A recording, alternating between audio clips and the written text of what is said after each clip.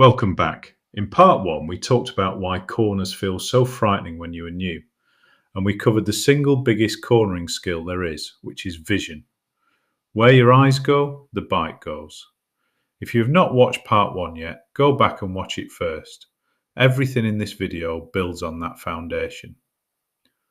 Today we are solving the other half of the cornering problem, and if part one was about what your eyes do, part 2 is about what happens before you even get to the corner, because here is something that most new riders discover the hard way. The majority of cornering problems do not start in the corner, they start on the approach. And by the time you are leaned over and realising something is wrong, it is already too late to fix it easily. So that is where we are starting. Entry speed. What it is, why it matters more than almost anything else in cornering, and exactly how to get it right every single time. Here is the rule that will save you from most beginner cornering disasters, and it is 4 words. Slow in, smooth out. That is it. Slow in, smooth out. Reduce your speed before the corner, on the straight while the bike is upright, and then carry smooth, steady throttle through the turn and out the other side. That single principle covers the most important part of safe cornering for a beginner on a public road. Everything else is refinement on top of it. But let us talk about why most new riders do the opposite, because understanding the mistake makes it much easier to avoid. When you are approaching a corner and you are not sure how fast you should be going, the most common thing that happens is this. You carry your speed in, hoping it will be fine. You start to lean, and then somewhere mid-corner your brain sends an urgent message. This feels too fast. And in that moment of panic, you do the thing that feels most natural. You brake, or you roll off the throttle suddenly, or both. And here is the problem. When you brake hard mid-corner, you upset the balance of the bike. The suspension loads up, the geometry changes, and the tyre that was happily gripping through the lean suddenly has a much harder job to do. When you chop the throttle suddenly mid-corner, the bike stands up. It actually tries to straighten itself, and your line widens. You end up running toward the outside of the bend, toward the oncoming lane, or toward the hedge. Neither of those outcomes is what you were hoping for. This is not bad luck, this is physics, and physics does not negotiate. The fix is to sort your speed out before any of that happens, before the lean, before the point of commitment. Here is exactly how to do it. As soon as you spot a corner ahead, start assessing it. How tight does it look? Can you see all the way through it, or is it blind? What does the road surface look like on the approach? Is there an advisory speed sign? All of this information is available to you on the approach. Use it. Once you have assessed it, reduce your speed on the straight using your front brake, smooth and progressive. Not a grab, a squeeze. Get yourself down to a speed that feels genuinely comfortable for how tight the bend looks. And here is the key thing. For the first few months of riding, that speed should feel slightly slower than you think you need, because your judgment of corner speed is still being calibrated. It will improve, but while it is still developing, slower is always the right answer. Finish your braking before you start to lean. This is critical and it is worth repeating. You want to be off the brakes or just barely trailing them by the time you begin to tip into the corner. Brake on the straight, then ease off as you turn in. Once you are leaned over, your throttle should be steady, or gently and smoothly rolling on. Not shut, not open, just settled and progressive. Why does this work so well? Because tyres have a finite amount of grip. When you ask them to brake and turn at the same time, you are splitting that grip between 2 jobs. That is where slides happen.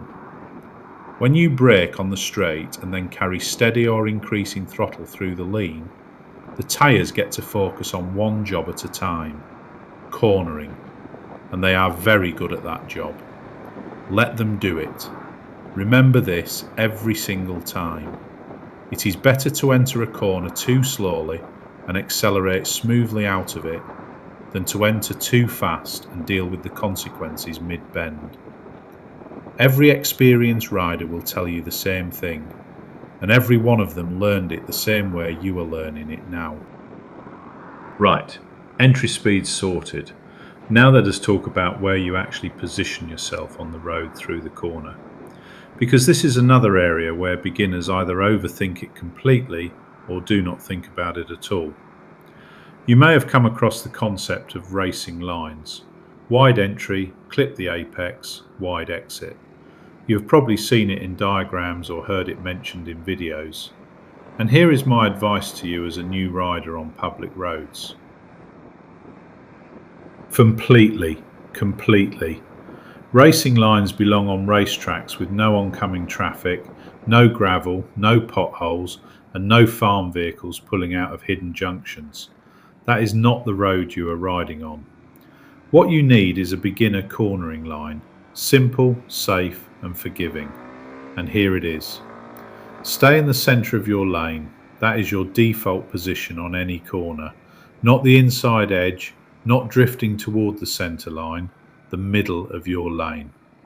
And here is why that one simple rule is better than anything more complicated at this stage. The centre of your lane gives you room on both sides. If something goes slightly wrong, your line is a bit wide, your speed was a touch high, you have space to correct it. The inside edge of the corner is where road grime, gravel, oil drips and mud collect, the exact stuff that reduces the grip your tyres depend on. And the centre line is where oncoming traffic lives. Drifting toward either edge creates problems. The centre of your lane avoids both. Now within that centre lane position there is a small refinement that makes corners feel a little more natural and a little more manageable. And it is only a small movement. We are not talking about diving across the lane. For a right-hand corner, position yourself slightly toward the left of centre as you approach.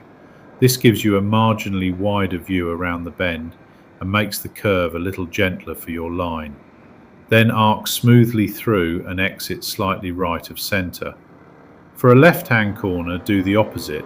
Approach slightly right of centre, arc through, exit slightly left. The word to hold on to there is slightly, a foot either way. You are not going anywhere near the edges of the lane. You are just using the width you have available to make the corner feel a little less sharp. And at this stage, that small amount of comfort matters. Everything that reduces tension helps you ride better. Now let us put all of this into a proper drill, because theory only takes you so far, and the only thing that actually builds cornering confidence is corners. Find a quiet road with a series of gentle bends, not tight hairpins, not fast open sweepers, just smooth, easy curves on a road with good visibility and light traffic. Ideally somewhere you have driven in a car before so there are no surprises. A quiet country lane is perfect. On your first pass, ride every corner at a speed that feels almost embarrassingly slow. 15 to 20 miles an hour through bends you could probably manage at 35. The goal on this pass is not speed, it is information. You are learning the road, where each corner goes, where the surface changes, where the light comes through the trees and makes it harder to see. You are building a mental map. On your second pass, pick one thing to focus on, your vision. Look through every corner, track the exit, keep your eyes ahead of the bike. Do not look at anything else, just vision. Third pass, entry speed only. Spot the corner early, brake on the straight. Finish braking before you lean. Steady throttle through. Nothing else matters this pass. Fourth pass, put them together. Vision and entry speed working at the same time. If it feels smooth, that is the feeling you are chasing. That is what good cornering feels like from the inside. Over multiple sessions, not all in one day, gradually let the speed creep up. Not by forcing it, just by allowing it. As your confidence builds, the corners that once felt tight will begin to feel open. The ones that felt fast will begin to feel manageable. And one day, sooner than you think, you will flow through a series of bends and realize you were not thinking about any of this at all. You were just riding. That is the moment cornering stops being something you survive and starts being something you enjoy. In part 3, we cover what to do when it goes wrong, because at some point it will, and knowing your options in advance makes all the difference. Hit like if this has helped, subscribe so you do not miss part 3, and I will see you there. Want the full guide? Grab the book on Amazon. Learn to ride a motorbike. Real answers for new riders.